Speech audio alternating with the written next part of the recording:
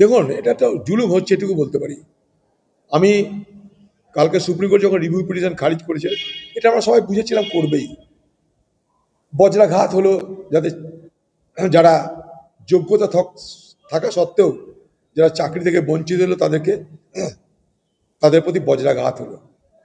আর একই ব্যক্তিকে দুবার করে পাশ করতে হবে, বাংলায় এই ব্যবস্থা চালু হলো যে একবার পরীক্ষা দিয়ে পাশ করলে হবে না, দুবার করে পরীক্ষা দিয়ে আপনাকে পাশ করতে হবে। এ কোন আইন আমার জানা নাই।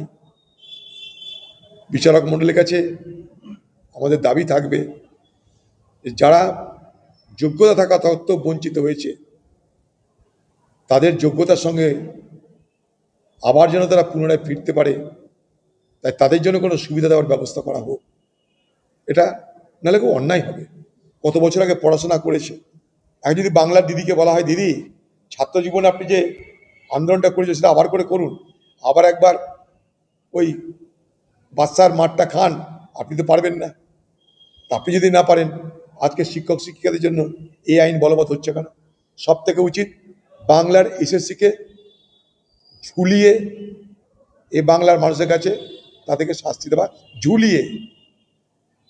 সব থেকে যদি বড় অপরাধী হয়ে থাকে এসএসসি, আর সেই অপরাধীকে মদত দিয়েছে বাংলার মুখ্যমন্ত্রী মমতা ব্যানার্জি।